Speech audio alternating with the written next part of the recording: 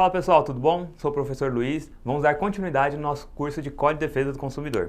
Bom, na última aula a gente já tratou sobre o direito do arrependimento, que o consumidor ele tem 7 dias para fazer valer esse seu direito quando ele recebe um produto em casa, né? Que essa compra foi feita fora do estabelecimento comercial. A gente começou a tratar também sobre o cadastro dos consumidores, né?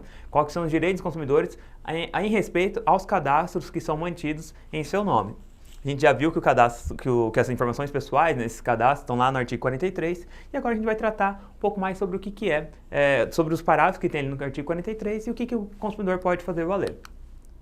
Bom, as regras, né, quanto a esses cadastros, elas estão previstas lá no artigo 43, como eu disse, entre os parágrafos 1º a 6º. O parágrafo 1º diz o que para nós? Os cadastros e dados dos consumidores, então os dados dos consumidores principalmente, devem ser objetivos, claros, verdadeiros e em linguagem de fácil compreensão. Então, toda vez que o consumidor ele for preencher um cadastro, por exemplo, colocar as suas informações, esse cadastro tem que estar escrito de uma forma que o consumidor consiga entender o que ele está preenchendo, o que ele está assinalando ali naquele cadastro.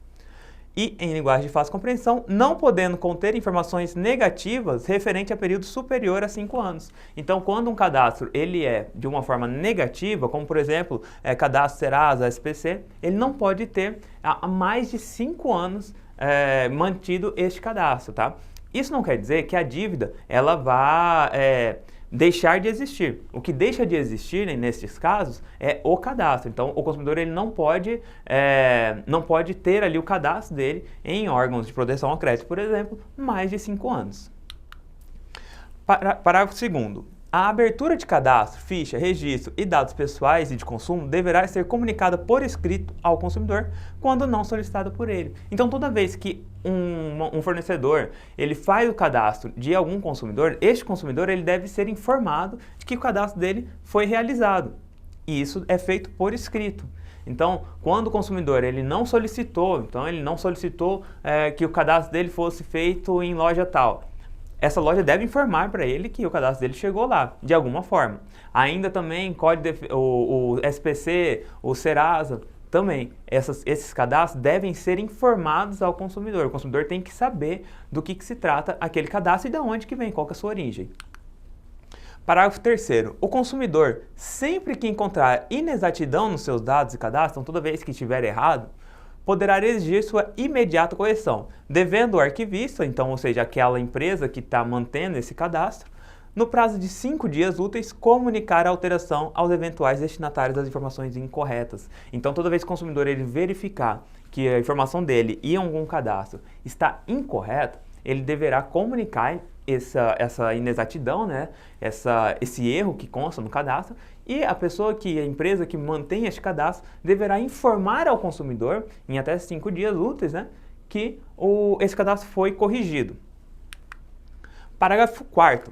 Os bancos de dados e cadastros relativos aos consumidores, o Serviço de Proteção ao Crédito, então SPC, Serasa e congêneres, são considerados entidades de caráter público, ou seja, o consumidor ele deve ter acesso publicamente a estes dados, né? O consumidor não pode ser vetado de ter acesso ao seu cadastro de proteção de crédito, por exemplo. Isso quer dizer que, se ele tiver negado este acesso, ele poderá entrar com uma ação chamada habeas datas, né, que é para abrir essas informações, que é um remédio constitucional feito para esse consumidor ter acesso a esses dados, a esses cadastros que estão sendo negados a ele. Parágrafo 5º diz o quê?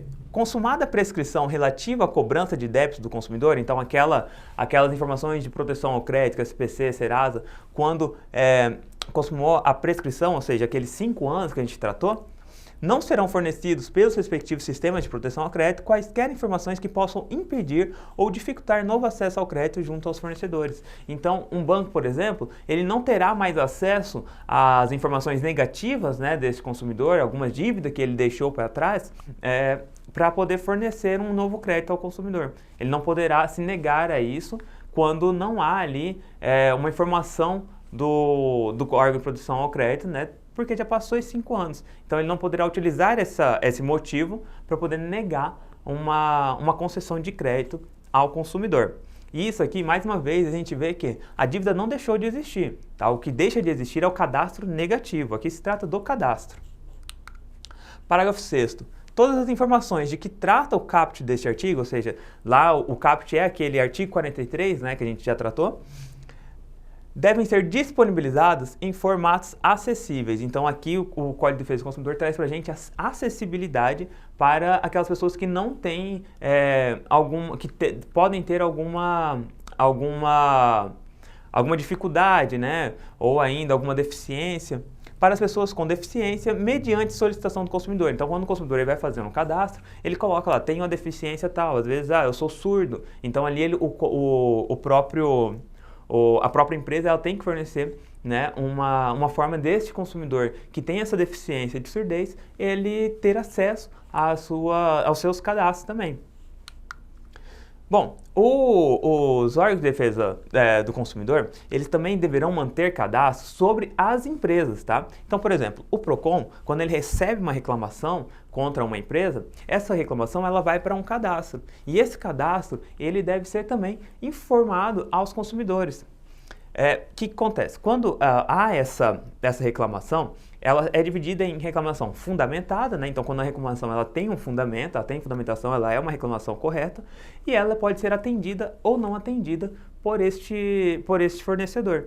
Quando ela é atendida, é que o problema foi resolvido. E quando ela não é atendida, é quando o problema não foi resolvido. Então, esse cadastro, ele é dividido em reclamações fundamentadas atendidas ou não atendidas. E esse cadastro ele deverá ser informado, deverá ser publicado pelo menos uma vez ao ano, né, com todas as informações ali desses fornecedores. Por quê? Porque isso acaba mostrando para o consumidor qual que é a confiabilidade naquele fornecedor, por exemplo. Então, uma empresa que tem muita reclamação no PROCON e que essas reclamações elas não são atendidas, isso acaba por descredibilizar essa empresa, né? E acaba o consumidor ficando sempre alerta quando for consumir algo deste fornecedor. Isso está lá no artigo 44, que diz o quê? Os órgãos públicos de defesa do consumidor manterão cadastros atualizados de reclamações fundamentadas contra os fornecedores. Então, reclamações fundamentadas são aquelas reclamações que têm fundamento, tá? Contra fornecedores de produtos e serviços, devendo divulgá-lo pública e anualmente. Ou seja, pelo menos uma vez por ano tem que haver essa publicação. A divulgação indicará se a reclamação foi atendida ou não. Então, é aquilo que a gente já tratou. Se a reclamação ela foi atendida, ele entra num cadastro que a gente pode até dizer de cadastro positivo, né? Ou, se ele não foi atendido, um cadastro negativo para esse fornecedor. Então, o consumidor ele terá acesso às informações para poder ficar sempre alerta de quem ele está consumindo um produto ou um serviço.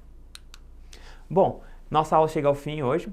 Eu aguardo vocês para mais uma aula do nosso curso de Código de Defesa do Consumidor. Até mais!